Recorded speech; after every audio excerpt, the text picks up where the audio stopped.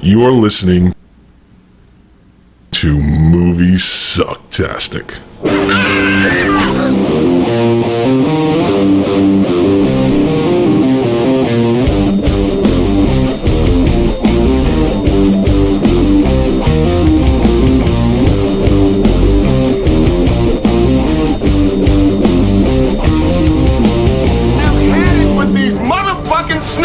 On this motherfucking plane. Now we got drinks. Oh, they free.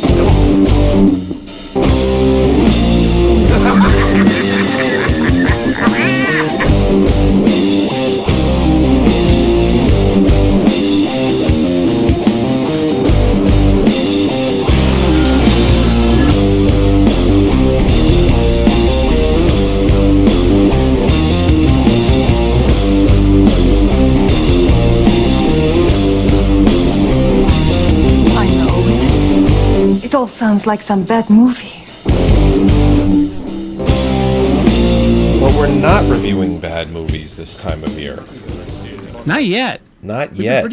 Well, except you had one you didn't like, but I really didn't like it. Yeah, but welcome to Moviesucktastic, episode 4 of the Oscar reviews, and for Scott here, 4 of 4 of films that Scott liked. I'm 3 of 4. Ain't bad. Thank you for joining us, and we're going to be reviewing the Oscar-nominated film. Don't Look Up. Don't Look Up. And I was intrigued for I did not watch this film when it became hot, but I was just intrigued by the fact, as we talked about in an earlier show, how audiences just loved this film up and down, and critics just hated it. Yeah, and I don't know. It was almost like they didn't enjoy being parodied. That's what it feels. It just not parodied, satirized. Satirized, sure. There's an important difference to it. You're right. You're actually right. You're right. Parody is to poke fun at something and mock it, but satirization is usually specifically meant to convey a message or something, or usually to point out the flaws in something through a comical means. Kind of like this picture that I have up on the slideshow where George Bush is center screen. There's a picture, a portrait. They're in the Oval Office, and it's George Bush center screen. And I think reviewers, critics see that, and they're just like, okay, I get it. Republican office. They're fucking it up. But you know what? But that's what happens. Well, there's that too. Every time something major happens to this country, in a bad way, a Republican's in office. You ever notice that? Yeah, I did. So this film drove me the drink. I just finished my gin. Thank you very much. This is now week 2. I have gone 2 solid weeks without reading or watching any news whatsoever. Okay. I've gotten some news leaked to me by my father, and a couple of concerned coworkers asked me today if I knew that Russia was invading Ukraine. I said, "Oh, that's nice." And so I hit an emotional plateau where I just couldn't take it anymore. And this film really just this is like, oh, this is me. This whole film is how I feel. This whole film is everything I've gone through, and I think that's why everybody loved this film. This film is everybody who's gone through the last 4 to 8 fucking years losing their tiny little minds because everybody else is losing their tiny little minds. It's a fucking freak show. Yeah. And I think now, so the film isn't really specifically targeting a specific disaster. It's not really targeting. It does. You can use it for anything. You could say it's about the environment, global warming or climate change, whatever the fuck. You could say it's about any other kind of impending disaster, like, I don't know, the last president. And it uses all the different examples and just blends them into one, satirical situation. And it's done for humor, but it's meant to convey that message. And that message is the same thing we've all been feeling. What the fuck? I mean, the point of the film where I just couldn't take it anymore. I still watched it, but I was like, I'm not in the mood to feel like this. Is that scene where, well, what you want to talk? We want to describe the movie. I feel like I jumped the gun. No, it's okay. So Jennifer Lawrence, she is a 20-something aspiring scientist, meteorologist, not meteorologist. I'm fucking it up. She looks at the stars and hopes to see something. She's one of those geeky people. So she actually spots something that has a trajectory towards Earth. And it looks quite large. And then they're all excited about seeing it. Even DiCaprio, he's like super excited about seeing it until he starts doing the math. Until he starts actually doing the science that's involved with figuring out that this shit is coming right for Earth. Right. So they're able to predict that the Earth is going to be destroyed by a comet in 6 months and 12 days. Yeah. And nobody seems to give a shit. And then when they do get people to like recognize what they're saying, it's like it's just all caught up in just our fucking reality. That's where it all falls apart as far as like for I guess it's if you look at his past films, everything has been about an event that actually happened. Right. And then, but this, it's like he's predicting. He just like said, "Oh fuck it, I'm just gonna mash it all into one thing and make it funny." But it really just hits home. Well, here's the thing too. I think the reason why he chose something like this is because clickbait garbage articles on the web will be like meteor coming towards Earth, and then you click on it, and then it's like, but it's going to miss Earth by 5,000 miles, or it's some crazy number. Like it's like, oh, but it's not going to reach us for another 168 years, or some shit like that. But I think the reason he did it, the reason he did a movie like this is to say, if something truly like this was going to happen, it would get fucked up, and all life as we know it would end. Yeah, well, yeah, obviously that's the whole story. I don't know if he did it specifically because of those. And I totally understand and agree with you about those meteor headlines. We've seen them on the news. Yeah. The lead with those. Yeah. I get it. But I don't think that was. I just think the if you're talking about a cataclysmic event, one of the biggest ones you could have is an Earth, a life-ending event, and it's been made. There's been countless films made about it too, and that's maybe one of the reasons why. I think one of the reasons why the critics didn't like this film is because he's not just mocking politics or anything. He pretty much put a mirror up and just showed us that your entire culture is a fucking joke. Yeah. It's a fucking narcissistic freak show, and nobody in power has a fucking clue, and we're all going to die eventually because of it. Yeah, I mean, and the like Ariana Grande is in this movie, and she just plays an entitled pop star who she goes on like this morning, Joe type show, and she's on there, and they're like, "Oh, we're very sorry about your breakup," and she's like, "Oh, I know, my God, everyone's talking about it." It's like the reason, like. That is a very real thing. Like some pop star or somebody famous breaks up with someone, and it's news.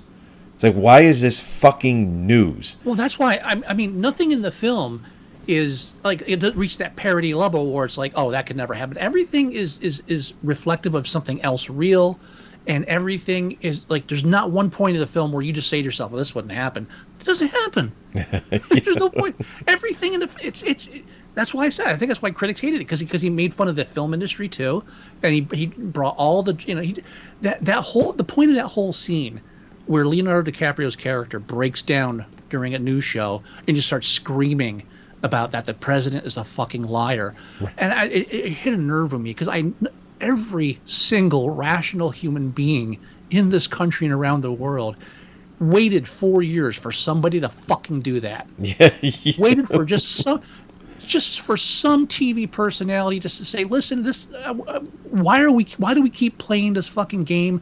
It's blatantly obvious this man is a fucking insane narcissistic scumbag, and this should not even be anywhere close to power. Right. And it's just it's a catharsis we never got. We're still debating this shit. There's no debate. And just like when was it Jennifer Lawrence? Jennifer Lawrence. When she goes to her parents' house and they're like, wait, no politics. Like, your father doesn't believe in the meteor and he doesn't want to have those fights in the house. So this country is divided enough as it is. It's like, yeah, you just summed up the whole fucking argument. Yeah. You got one crazy side and one sane side, and the crazy side saying, you guys, you're driving us apart. So, but you're fucking crazy.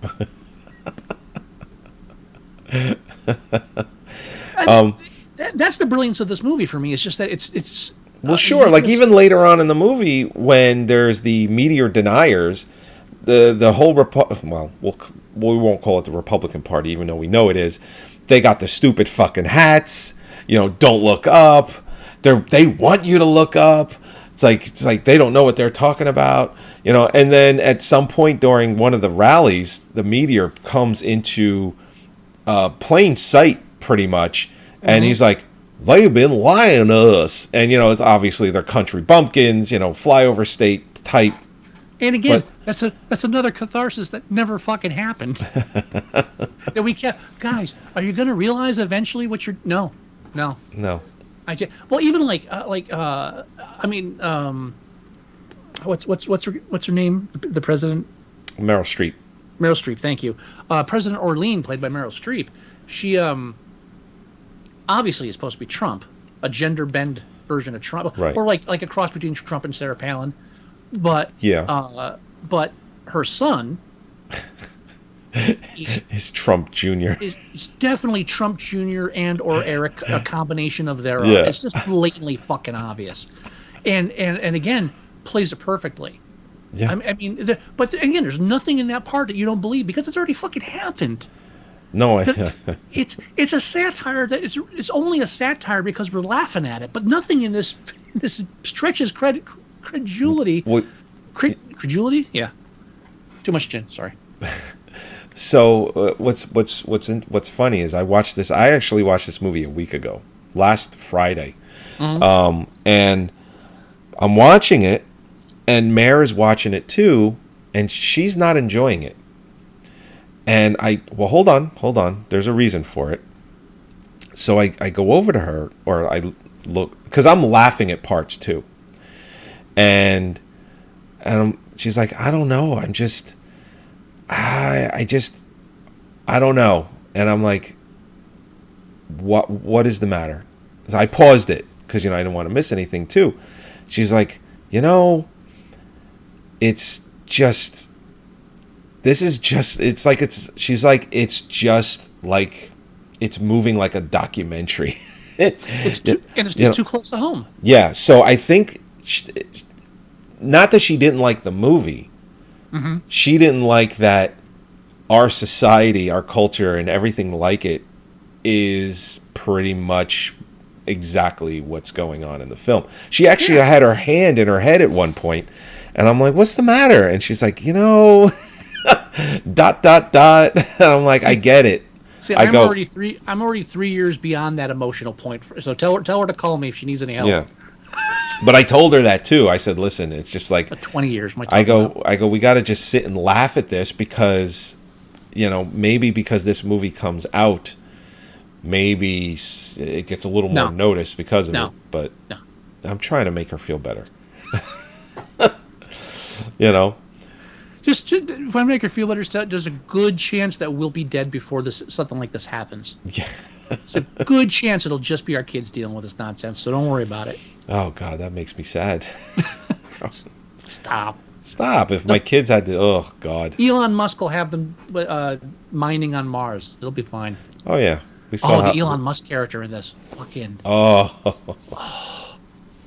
I think my favorite part is when they have this... After they called back the launch. Right. And Ron Perlman again, by the way. Ron Perlman. So again, two Best Picture movies. I mentioned it last episode. It's like there's multiple actors in multiple Best Pictures this year. It has to be some sort of a first time. There are a lot of firsts this year. I know. I forget most of them. I think first time 2 female directors have been nominated at the same time, something like that. Oh, really? Oh, I didn't know that. Because fucking white men. No, my favorite scene with the Elon Musk character, who actually, to me, he felt like a cross between Elon Musk and obviously Steve Jobs. I think that was intentional. Yeah, Since he owned a cell company. Yeah. But when he presents at the White House about all the selenium and stuff and that they can make money off the comet, and he has this older woman with long hair explaining stuff, and he's standing behind her. I don't know if you caught it. At one point, they don't even draw attention to it. He just leans over and smells her hair. Yep. Yeah. I was afraid I'd forget that part too. I was like, oh, that is fucking, because he just pulled it off perfectly. It's very subtle. Well, I just bawled out laughing when it happened. And I'm like, what a fucking creep. And then, like, earlier when he had the kids on stage and they're instructing the kids, it's like, do not, or not the kids, but they're instructing the audience, do not make direct eye contact. And then one of the kids, says, hey, can I say something? He goes, no. And then they go backstage and she tells him that she loves him, and he just ignores her and walks away, and then they shoo the kid out. And I'm like, is this guy also a pedophile? Jesus. Well, even brilliance. This reminded me of movies like The Men Who Stare at Goats. Oh, right. Which was actually based in reality. But the whole thing with the general that charged them for the free snacks. Oh, yeah. Why would he do that? That one thing, even though it has no real bearing on anything, it really sums up how we all feel. How we've all been struggling with all this over the past half a decade. Just why would someone do that? Yeah. Why would you lie about where the tornado's going? And then use a Sharpie to cover up? Why would you? It just something just like there's no reason. I thought it was a perfect example of that, and it just how that it just doesn't leave your brain. You just can't forget something stupid like that. But the film really just hits for me, Leonardo DiCaprio's character is the slow point of the film, just because there's a lot of romantic development and stuff and character. Like, they take him through a lot of character arcs. Yeah, they really do. So like, he's the reason that the film feels long for me, and not because of Leonardo. I mean, the way the character's written. I'm not blaming the actor. So I don't think it's a flaw in the film as much as it is just this film is supposed to affect you. I think that's important. And I think it achieves that too. Like, there's the one scene in the movie where the Elon Musk, Steve Jobs character, he's got a software algorithm that's on everyone's phones that can, check your heart rate, your blood pressure, pretty much how you're going to die, like all of it. And he just talks to Leonardo DiCaprio, and he goes, I looked you up. And he's like, you're going to die alone. And obviously, spoiler, everyone, by the end of the film, so not true, which I think proves that character's, the Steve Jobs, Elon Musk character's flaw in, no, you're not always right. Far from it, actually. I think that was proven when he failed to bring the comet down. No, I know, but Did we say spoilers yet? I mean, we it's did. obvious. I did say spoilers. If you're still in here and you didn't see the film, I don't know. But no. I think it just puts a final stamp on it at the end of the movie, where he's not alone. He's with his entire family plus friends. Mm-hmm.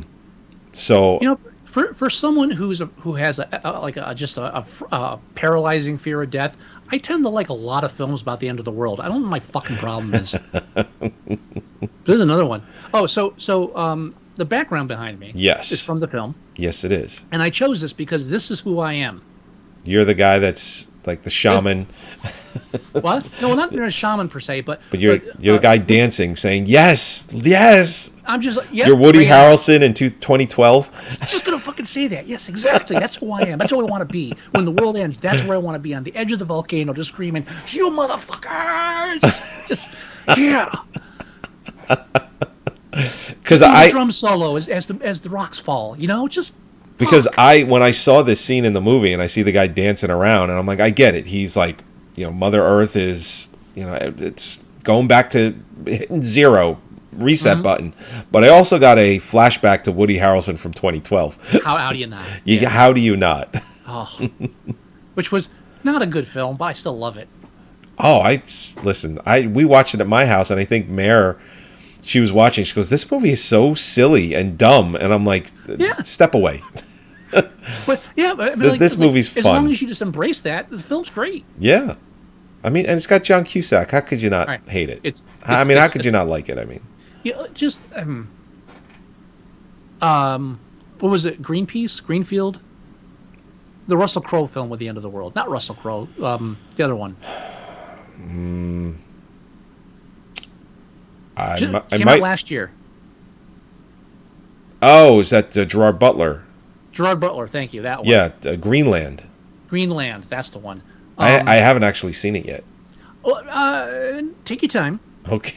It's a year old. It's a standard film. Okay. It's a standard one, but it commits that sin where, like, I don't want to ruin the ending for you, but it commits a cardinal sin for the ending. Oh. However, even though 2012 is not a good film, I still feel that the film ends perfectly because if there are going to be survivors to an apocalypse, John Cusack must be among them. Of course. There's no argument. Oh, by the way, I didn't catch this, but I read somewhere the final scene, the post credits or the mid credit sequence. There's a mid credit sequence. The mid credit sequence with the planet with the Bronterock. Oh. One of the people walking around with long hair has a tattoo on his shoulder, which I don't recognize because I'm not that into him. Right. But apparently that was supposed to be Kid Rock as one of the people that survived. Really? Yeah. But obviously, one of the people that survived, they're actually you can tell they're not all surviving.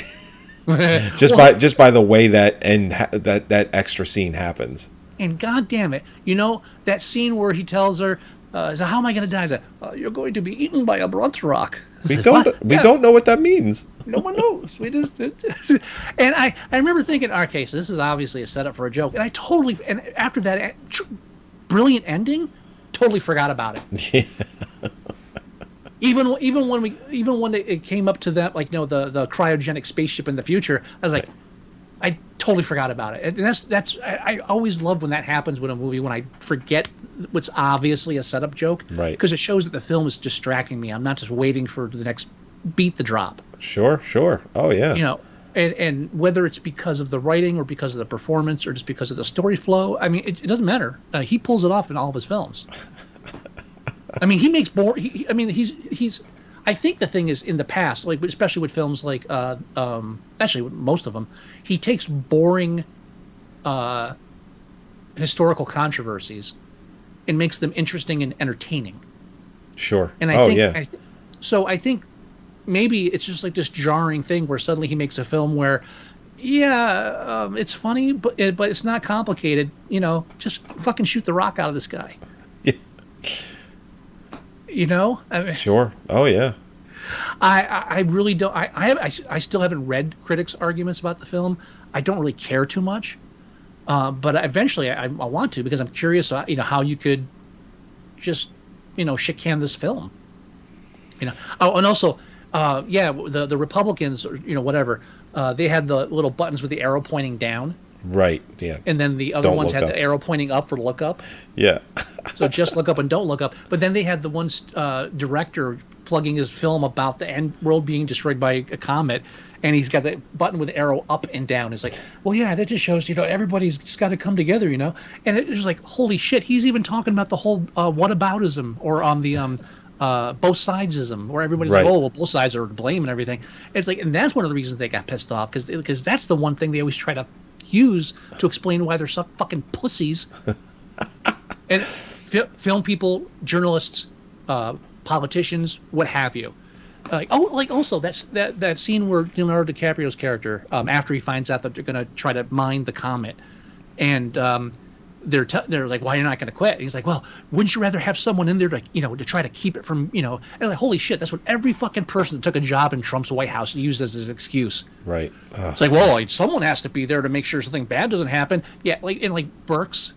Dr. Burks, when she was doing the COVID thing, after Trump's out of office, she opens her mouth and says he was blocking her, but she just towed the fucking line the entire time, and the number one excuse was, well, if someone wasn't there to tell him, it's like, well, what fucking good did you do?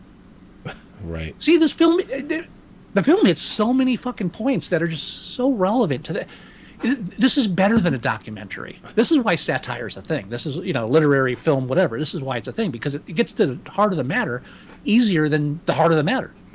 Yeah, and again, it's why the audience score is so high and the critic score is so low. It's pretty crazy. Maybe the critics are just in a bubble where they just don't understand that the world's fucking ending. I don't know. And it was Chris Evans was the guy for the blockbuster popcorn movie. That scene that you were talking about. Oh, that was Chris Evans? That's Captain America. That's Chris. That was Chris Evans. Oh. I recognized him immediately, and Mayor's like, "Who is that?" I go, "That's Chris Evans." I know I'm making it. Chris Evans, who played Johnny Storm. Chris Evans. That was Chris Evans, right? Yeah, but he was also Captain America. Okay, that's why I didn't recognize him as Captain America, because he looks like more like Johnny Storm in that scene. Now that I think about it. Oh, no. Just because he had just because he was acting cool. Johnny Storm doesn't even have facial hair, but I get what you're saying. It's about how he was acting. Give me that shit. Johnny Storm also isn't a real person, so there. What? Spoiler alert. Neither is Chris Evans, so I've been told. Oh, hey now. There's plenty. It's like Tyler Perry. I'm not convinced there's an actual.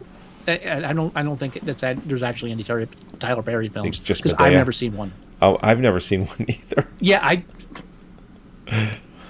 I've never bothered. Something weird going on here. Nobody's seen it. How come everybody's making so much money? Don't look up. I don't want to go on a tangent. I love that South Park episode where Tyler Perry keeps popping up and Token has to keep giving him money. But no, I mean, there's not a lot to say. I mean, if you want to break the film down, I don't want to break it down scene by scene. No. It's just we covered the highlights. I mean, just when Jennifer Lawrence freaks out during their first TV appearance, and then they turn her into a meme.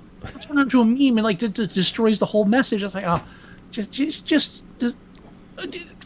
all the montages of the social media. Oh my God! See, you know what? I'm thinking when this movie is being brainstormed by Adam McKay, he probably goes to like a whiteboard. Honestly, like goes to a whiteboard and it's like, we got to put this, we got to do this, we have to definitely do this. Like this needs to be in there. We got to mention this. How about we do something like this? Like I'm sure it's all whiteboarded, and then a script starts being put together, because you're right. He literally hits everything. And it's not just that he hits each note; he hits them perfectly. Yeah. Like I said, this film upset me because I just divorced reality a couple of weeks ago, and I watched this. Like, you're just bringing it right back into my. Can I just watch something else? Can I watch another gay cowboy film? That shit doesn't bring up recent memories. Come on. And I'll tell you, when I'm watching this, and I'm like, I wonder how Scott's doing, because I know you had just kind of stopped with the social media and the news. I'm telling you, that scene when he screams, "The president is a fucking liar." I was like, that's all we wanted, and he knew that. Yeah, he knew that. That's all anybody wanted. I can see why everyone loves this film, or at least everyone that goes to see the film, because nobody on the right's watching this film. No, or nobody who's dumb enough to fall for QAnon or anything like that, or nobody who's just fucked in the head is seeking out this film and is going to argue the political points. And the great thing is, since it doesn't bring up any specifics, it's not arguing any political points, which is a fucking genius on his behalf too. He's not even parodying Trump because it's a female. It's like there's enough distance where you can't claim it's about. Again, he never names Republicans or Democrats at all. No. And Well, that's why Bush's picture in the background, center shot, is subtle. It's there. And who else? Who else's picture was in the? I think it was in the. I forget. It was in the Oval Office or where. Was it Nixon? Woodrow Wilson. Woodrow Wilson. That fucker. That fucker. Everybody forgets Woodrow Wilson because of Nixon. He was a cocksucker. Yeah. He's the one that started the whole turn in your friends and neighbors for talking shit about a government. Fabulous prizes to be won. Oof. Yeah, no. He was. I think he was involved. Was he involved in the internment camps? I'm not the Chinese internment camps. I'm not a the Japanese internment camps. Sorry, Yeah. you're right. Japanese, the other one, different. I can't tell. I don't know. I don't remember. Yeah, the film's fucking amazing. He has proven his genius as a filmmaker in storytelling, and I'm just. Actually, I would compare this to The Other Guys. It's the same concept. It's a fictional story that's supposed to hit home. Yeah. And I think the only problem is The Other Guys. It was like an afterthought. Like there was so much comedy and you had so much talent in the film that the whole message was kind of an afterthought. Like most of it was in the credits. That's true. That's true. So I feel like this is his second attempt at doing that. I don't have his whole film history in my mind, so I don't know if he did anything like that earlier. But this feels like that. I think this so. This is a more successful version of The Other Guys. Because again, he's not just looking at like politics or the banks. This is just our entire fucking culture. Yeah, for sure. All right. So let's take a look. Let's take a look at where it is on IMDb. Oddly enough, the exact same score as Nightmare Alley. You can't make me watch these political films. You just can't. It's not fair. It's a 7.2 on IMDb. Okay.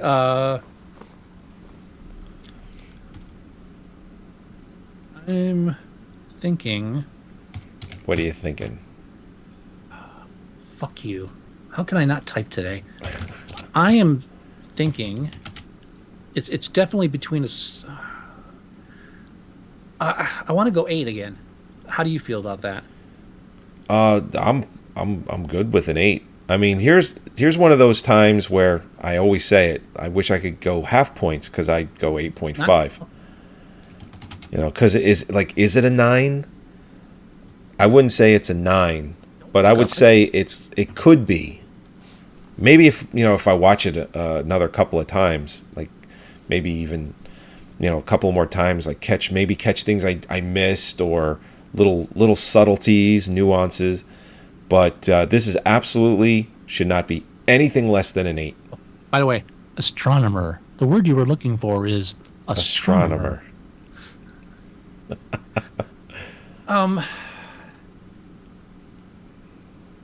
I really don't want to go lower than 8 because I really feel like this, that's established. We're just like the last film we reviewed, Nightmare Alley. Yes. Unlike the first two we reviewed, I can't point to any major flaws in the film where like I wouldn't have done that or they should have done this differently.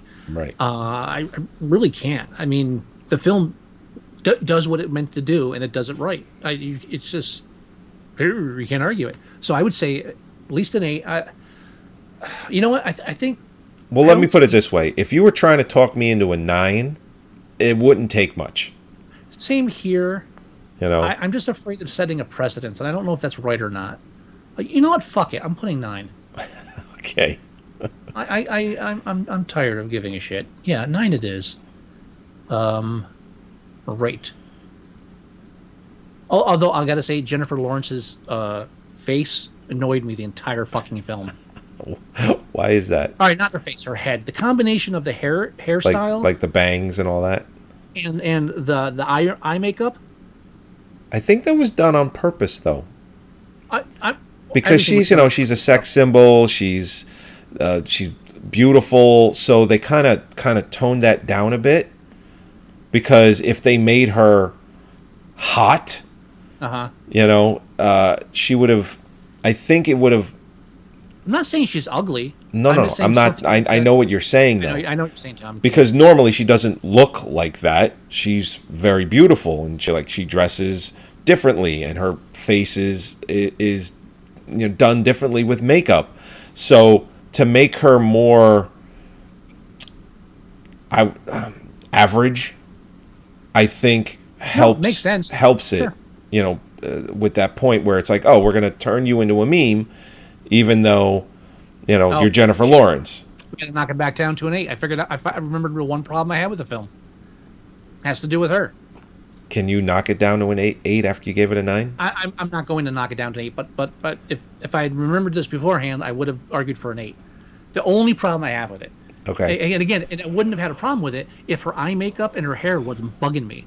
So, like in the third act, when she's signed the disclosure, I won't talk about the bash and everything anymore, and she's working at a fucking Kmart or whatever, fast food. Oh, can I also whatever. say that I hate the fact, and it's just a coincidence that this evil corporation is my son's nickname. Bash not name, bash job. Sorry, go ahead. No, it's okay. But when she's there, and then the kids come up, and like, oh man, are you the we're all gonna die lady? And she's like, no. It's like, I'm like, bitch, change your fucking makeup or hairstyle before you start flinging that. Seriously, you don't want people to know who you are? Why you still look the same? What? And I think it only bothered me because I don't like it. And also, I was like, all right, so all this is going on. You're distraught that the world's going to end, but you keep doing the same makeup thing. Can you just go without makeup for a day? I think it's because she just didn't give a fuck anymore. I know, but there were points when she did, and during those points, she was still doing the little pointy things. But it's like, why should she have to change to make them, It's inconsistent in real life, and I guess, and that's not what I should be expecting. But again, I'm not saying it's a minor flaw that probably I'm the only person who feels. And I'm not gonna test that by going online. Don't Fuck do those that. people. Don't do it. I don't care what anybody thinks. All right. Yeah, we rated it 8, 9, which I didn't even think I was going to do that, but there we are. There we are. And we should wrap up now because I've been talking way too much. I would disagree with that, but I agree with wrapping up. Just bang the gong while the world ends. You go ahead and give us the... That's it. You could call me, put me on video phone until the satellites and the towers get destroyed. All right, everybody. Thank you again for joining us. Next week, I don't know what we're doing next week, but it's going to be 2 more Oscar movies. So thank you, as always. Go to our website at Moviesucktastic.com. Listen or download the show there. You can go to iTunes. Do a search for Moviesucktastic. Listen or download the show there as well. Go to Facebook.com/Moviesucktastic. Also, if you want to leave us email, the address is themovieguys@Moviesucktastic.com. If you want to leave us voicemail, it's 908-514-4470. Also, you can download our Android app. You can go to Moviesucktastic.com/mst.apk. Download it, install it, listen to the show that way. Or you can download your favorite podcast player and just do a search for Moviesucktastic and listen to us that way. Do you have any words of wisdom, Mr. Wilson? I would shout it, but it's too late at night over here. The president is a fucking liar. All right, everybody. We will talk to you next week. And Bye-bye. don't look up. Don't look up. Don't do it. They want you to look up. Don't you do it. Bye-bye.